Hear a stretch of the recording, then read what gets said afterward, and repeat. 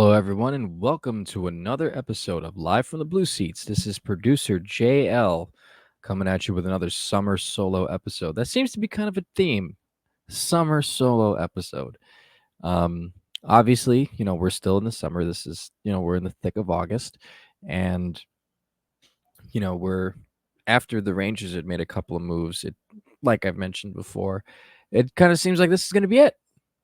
Maybe a veteran or two comes in on a tryout, maybe. But the Rangers are definitely going to give their kids, or the youth rather, with some of the younger guys, more of a chance.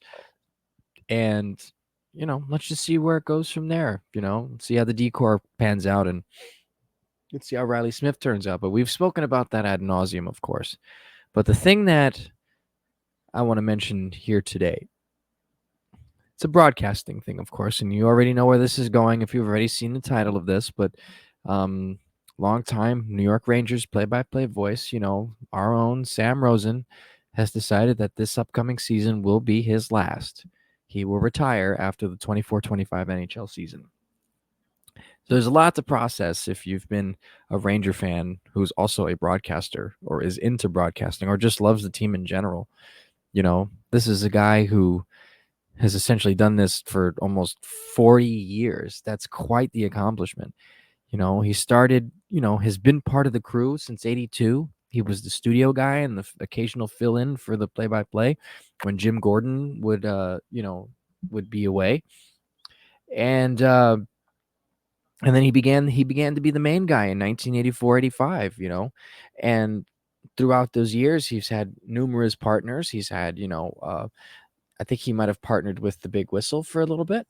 Phil Esposito, obviously, and then obviously John Davidson for 20 years, and then Joe Micheletti, which will be his 19th year in his final year as the play-by-play broadcaster.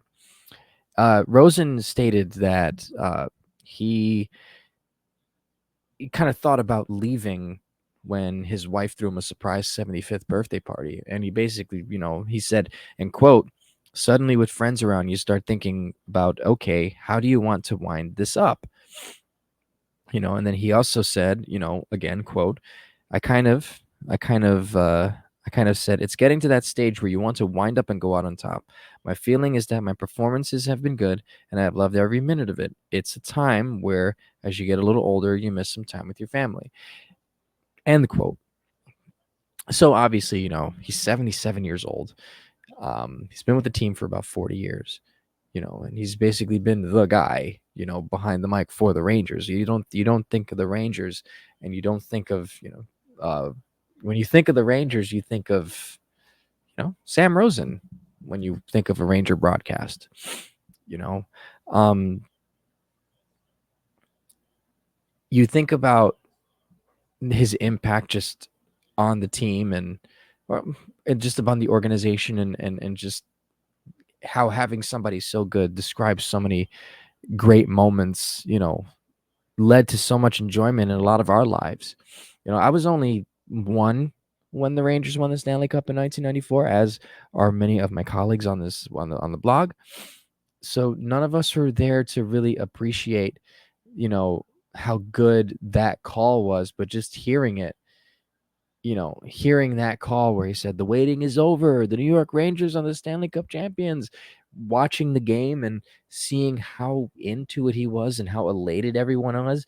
Because the thing with Sam is that, Sam is similar to a lot of the people who work as the play-by-play people for these New York teams, like Gary Cohen, like Howie Rose, like, like, Michael Kay. They all grew up fans of the teams that they're working for, and so when they are elated and exuberant for the team that they work for, it just kind of adds a bit of depth to it. And that was Sam. Sam was able to take the energy of the building that was there and parlay it so well into the broadcast that, it's just like Gary, Keith, and Ron. You wanted to watch the game because Sam would just be there calling the action, and it kind of felt like you were there. Obviously, he's not perfect. He's had some hiccups over the last couple of years. Obviously, some of that could just be due to age. Nobody's perfect. People will mess up. But it while it is definitely sad to see someone who you grew up listening to, it's also good to see that they're making choices for themselves and not wanting to drag it out. Going out on top is probably the best thing you can do.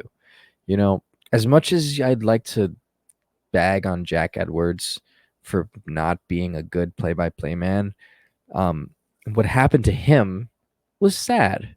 It doesn't seem like from what he said, it doesn't seem like there's anything wrong with him. His brain just decided to slow down, and that's not going out on top on your terms.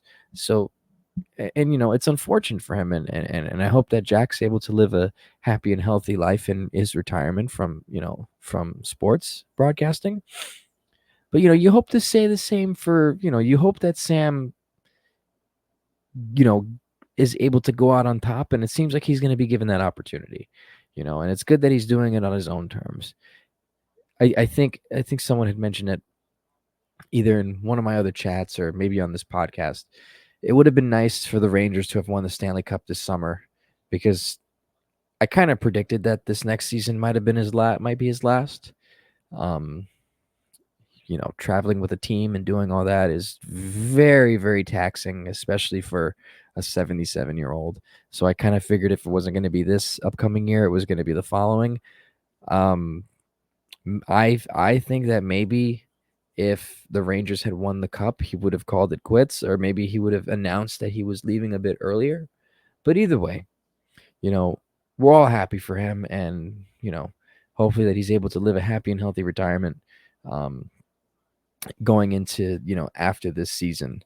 Now, you think you would hope that he would do the full season, and then maybe do the playoff games again like he did in the last 2 years. I don't know what he's feeling. I don't know what his situation's like. But if he's going to continue the trend and go out on top, I think he would probably want to continue doing Ranger broadcasts, and that would be on the radio side. And I think he'd be great at it, because I think some of the best calls that he had last year were on the radio. The Chris Kreider hat trick was just you could hear. I mean, obviously Dave Maloney was shrieking like a hyena through a lot of those radio broadcasts, but just hearing his sort of passion about that, and you know and even in the first round of the playoffs, um against the Capitals on MSG, just phenomenal work all around. um so you just hope that this season will do something for him, and he can go out really on top, and hopefully give him, the Rangers can give him something to cheer about, you know. So that also begs the question on who could potentially replace him. First of all, Sam's irreplaceable. You can't really replace a guy like that. And I know it kind of sounds like I'm bloviating a little bit, but I mean, I'm a broadcaster, and I like Sam. I think he does a good job, you know. Um, Granted, he's slowed down a bit over the years. He's not as quick as he was even 5 years ago, but that's just the natural progression of life. But even at this stage, he's still very competent, and it's good that he's going to leave on a high note.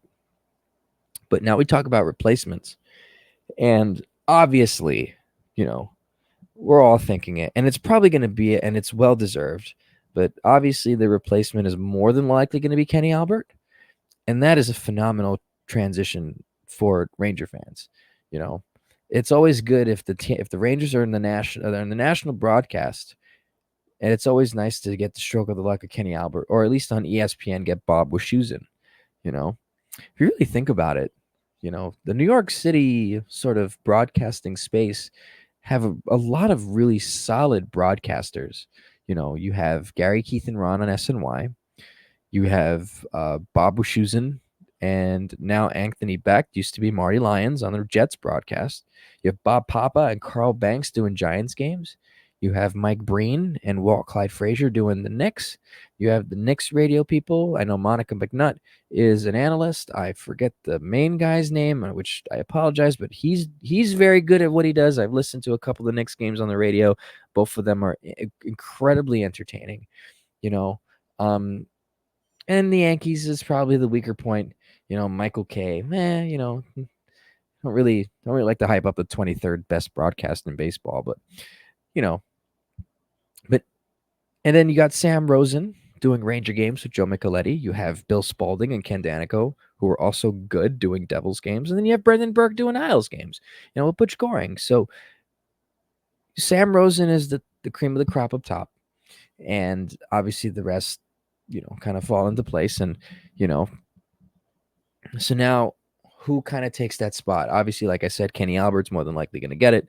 He's been nothing but, he's he's basically the best that after Sam when it comes to hockey here. You know, obviously, Gary Thorne isn't around. He's up there in age. I know Howie Rose doesn't. He's definitely not going to go back and do Rangers hockey anymore at his state at this point in his career with the Mets. And the only other logical choice is Kenny, and it's gonna be seamless. He does well with Joe, does well with Dave on the radio, but now if Kenny ends up going to television, now the Rangers have an opening on the radio, and I think that Alex Faust, who's had an extended tryout with the Rangers on the radio, would be a great fit for that spot. Nothing against Don LaGreca. I think Don LaGreca is a fine broadcaster in its own right, and this is nothing against him. But Don LaGreca is more of a fill-in, secondary guy, studio host guy, you know. And I feel bad saying that because I think Don LaGreca, when he does games, he really gets into it. And his cadence is, very well, a little choppy in some spots, but does well with Dave Maloney, interacts with him very well. But I think a guy like Alex Faust would serve that broadcast well. And I don't want this to come off like I'm talking bad about Don LaGreca, but that's just my opinion on it. So I think if Kenny Albert ends up going to television, then Alex Faust gets radio, and then all will be fine in Rangerland. But back to Sam. Been doing it for so long, so many different moments. I was only one when the Rangers won the Stanley Cup in '94. I wasn't alive, I was alive, but I wasn't aware, you know. So a lot of us younger Ranger fans have that call embedded in our brain through video. And a lot of us want to have that same moment that the older Ranger fans experienced with Sam to have for our own with Sam. And, maybe it happens this year. Who knows? But there's nothing like coming home from work, relaxing at home, sitting down on your couch or your chair or wherever you sit, putting on a Ranger game and then putting it on MSG and seeing Sam and Joe up on either on the Chase Bridge or the old Rangers broadcast booth in the old garden there, basically open the game for us and tell us what's going to happen. And then going to the game, listening to Sam and Joe banter, it'll definitely be something that we're going to miss. And it'll definitely take some time to get used to with somebody else in there. Because normally, in the past, Sam would not be around, whether it's for a health reason or he's, used to do Chicago Bears games on Fox nationally, or would, observe a Jewish holiday. So you would have, Kenny Albert or John Giannone come in and fill in. But you knew Sam was coming back at some point. Now, though, it's a bit different because now you know that it's going to be final once the season ends, whether it's in the regular season or in the playoffs, whether he decides to do radio or not. So it just kind of adds to it. And over the last couple of years, a lot of the old school mainstays have left, or have gone on to, other things or just retired flat out. Lately, Jeff Reimer, longtime broadcaster for the Columbus Blue Jackets and the Florida Panthers before that, just retired. You look at Rick Jeanneret, who was the Buffalo Sabres. He retired not too long ago and was still attempting to be active before his passing. So, and then you could even go a little bit further back than that. The broadcasting landscape of hockey just changed massively since 2018. Now the games aren't even on NBC anymore. They're on ESPN and TNT. Obviously a lot of the same broadcasters followed around, but it's so weird not to turn on a Stanley Cup final. Even to this day, it's still weird not to turn on a Stanley Cup final game and not hear Doc Emmerich's voice or not hear Dave Strader's voice, God rest his soul, do certain games like that, So it's definitely going to be weird with Sam not being around anymore. You know, it's a long season. He's not going anywhere right now. And we just hope that the Rangers can give him something to cheer about. Some of my favorite things that, I've mentioned this on different occasions, but one of my favorite calls that Sam has given us was obviously the Rangers win against the Pittsburgh Penguins in the first round of the 22 playoffs. I distinctly remember I was at the game, and the first thing after the elation wore down and I was waiting for them to shake hands, I was thinking, boy, I would really love to hear Sam's call. Obviously, I also wanted to hear the opposing team's call because they are also broadcasting the game regionally in Pittsburgh as well. So I wanted to hear that. And so I was able to get those that night. Now, someone had already gotten the Sam Rosen call and put it on YouTube, so I didn't do that. But just hearing it and just reliving that moment again was just phenomenal. And you just can't beat it. Honestly, you really can't, you know? His chemistry with Joe is great because even though sometimes they miss certain things or they just kind of, observe things straight out, their chemistry and their banter is really good. And while you don't want a hockey game to be a comedy show, clearly they're very comfortable around each other.